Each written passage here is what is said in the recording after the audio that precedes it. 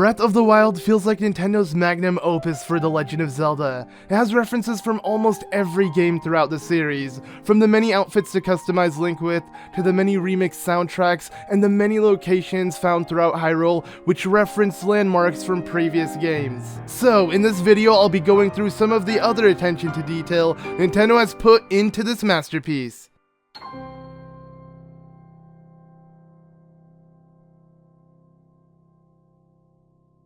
Now, to start off, we have something a lot of you guys may already know of, but I feel like it's still worth mentioning, as you can use it to get better at, well, parrying. Yes, if you attack certain NPCs who usually have weapons, they'll attack back. Except some, they don't really need weapons, just hands. But what's really awesome about this is you can actually parry their attacks. And what makes this a very interesting way to train the timing of parrying is the fact that if you do get hit, you don't get hurt. Unless you let yourself roll for a bit, which eventually will end up hurting Link.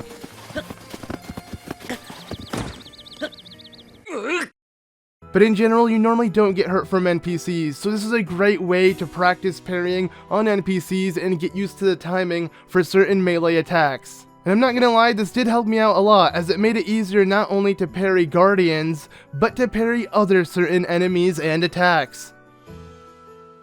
And this concept is pretty awesome, because not only are you attacking NPCs and getting a certain reaction out of them, some of them attack you back, which really brings to life certain NPCs. A really nice attention to detail Nintendo added into this game.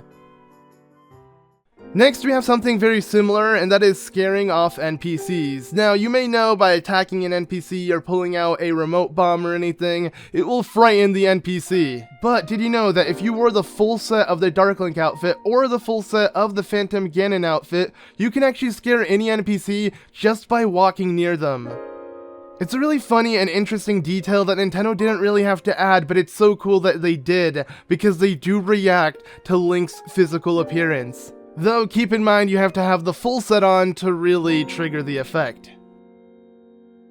And speaking of appearances and outfits, what about no outfit at all? Yes, for this next one we have Link shirtless, or just without any clothes and just his trunks. And this can result into two interesting NPC reactions, as well as a pretty awesome idle animation. The idle animation is if Link is shirtless, within a minute of just standing idle, he'll start flexing his muscles, which I find pretty hilarious and a really nice detail to add within the game. But also, if you do speak to Peya within Kakariko Village, she'll be pretty surprised, telling Link to instantly cover himself up while covering her own eyes. And what's even funnier is, if you don't press A or anything and leave her to cover her eyes, she'll eventually have a quick peek before recovering them to see if Link changed or not, which is pretty hilarious.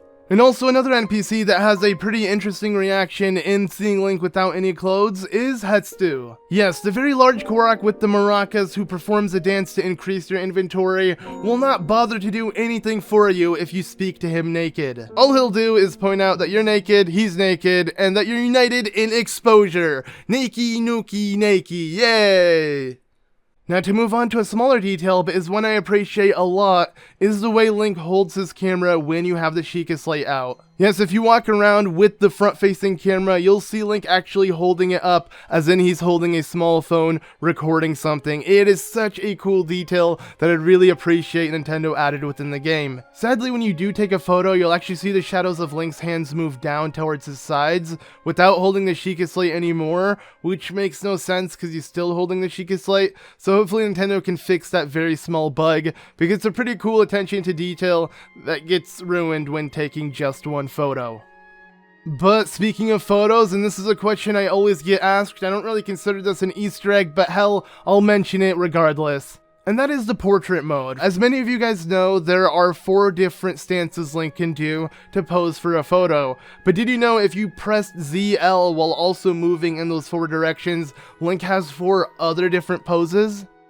And also on top of that, if you don't have a shield out, Link will actually perform the same Skyward Strike pose he did in the Skyward Sword official artwork.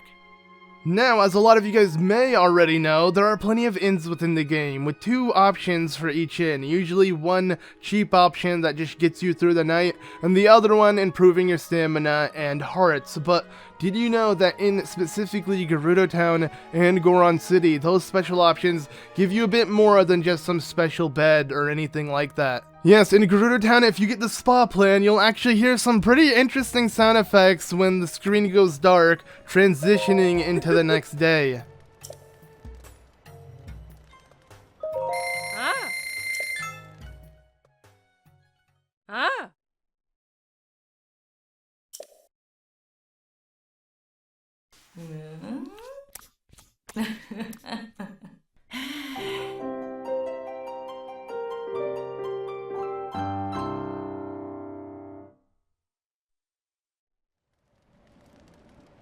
Sounds interesting, and also makes me wonder how they couldn't tell if Link was a female or not if he's getting a spa, but alright. The next one is a bed and massage, and this one has some pretty interesting and hilarious results, as I don't think Link seems to be enjoying that massage too much.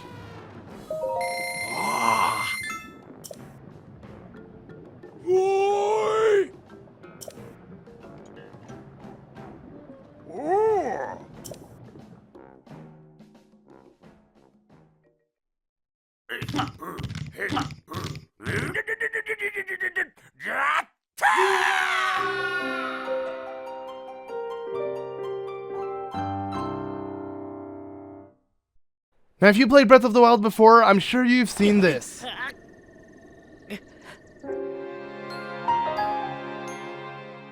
Yes, getting a game over in Breath of the Wild is pretty common compared to other Zelda titles, but that's because the way the game is structured. Dying doesn't feel like a huge punishment or anything, you just kind of learn from your mistake. But did you know, there are certain different game over color screens depending on how you died? Now, the traditional one is red. No matter what, if you die from a hazard or an enemy, it will usually turn into a red game over screen. But if you die in the cold, or in the snow, or by some sort of ice enemy, you'll actually get a light blue colored game over screen. And same thing goes for electrical attacks. If you die by any type of thunder or electrical enemy, you'll get a yellow game over screen. And obviously if you die from some sort of fire hazard, you'll still get that traditional red game over screen. But it's really cool how Nintendo actually put the detail in even game over screen, switching up the color depending on the element you died from. I think that's such a cool concept, and just detail that isn't necessary, that is just in there that you can truly appreciate within the game. Kind of like how this whole video has been so far. Next is a very subtle and small detail, but I feel like it's still worth mentioning, and that is, well, over in Terry Town, there are a couple of merchants that have tables with their items laid out on, and well, if you stand on a table, they don't get too happy. Again, a very small detail that doesn't really mean much or affect anything towards the game, but seeing that is very appreciative and really adds life to this game. Next up is something a lot of you guys may have come across, but maybe didn't pay too much attention to when first approaching it, and that is a Goron that hums. And not just humming anything, he's humming the same theme of the Goron Mines, where you can find him over in the southern Goron Mines.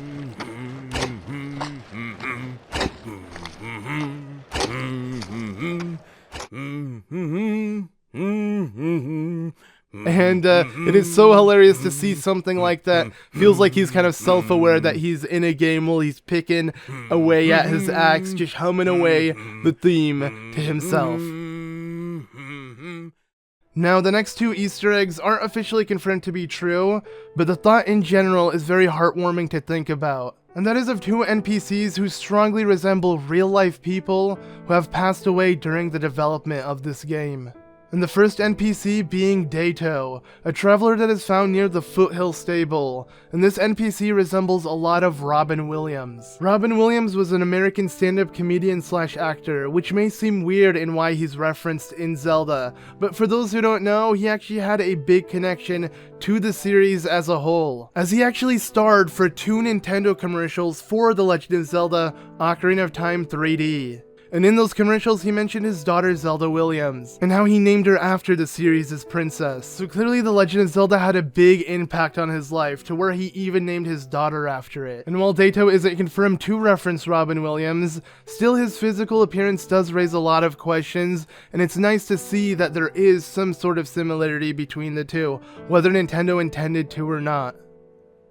The next NPC is Botrick, and from his appearance he resembles a lot of the late president of Nintendo, Satoru Iwata. And just from first glance you can see the resemblances they share, from the way the hair is parted to the glasses. But what connects the two more than just physical appearance is what Botrick tells you a lot about, and that is Satori Mountain. If the name didn't connect the dots for you, then that is what's on the mountain itself, and that is Lord of the Mountain, the noble creature that is known to watch over all the animals in the forest. This creature is also known as Satori. The legends say that it's a holy creature that was reincarnated from a sage that died on the land it protects now. The noble creature named Satori. And while it is very, very sad that Satoru Iwata did die during the development of this game, it's really nice to see him referenced and immortalized as a creature that was reincarnated to watch over the land.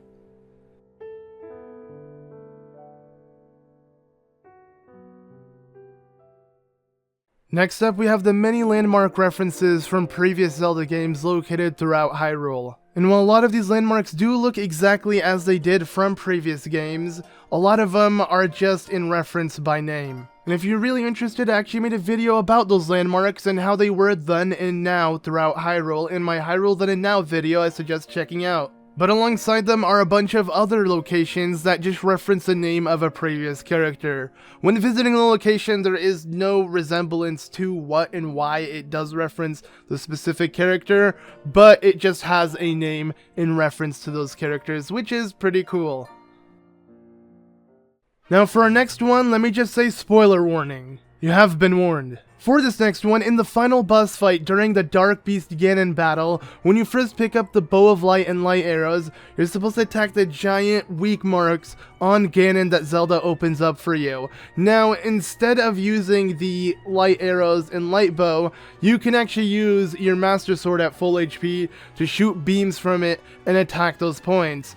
But believe it or not, if you actually have the Twilight Bow, which is also a Bow of Light, this time the one from Twilight Princess, you can utilize those, as it also uses light arrows and only light arrows, so it will do the same amount of damage and the same effect as the one you're given to in-game. And I find this really fascinating that the game even gives you other options and makes the light bow that you get from Amiibo an equivalent to the light bow you get at the final battle within the game. They are both the same. Sadly, the light bow in the final battle you can't keep and never breaks, and then the one you get from the Amiibo will eventually break. So, yeah.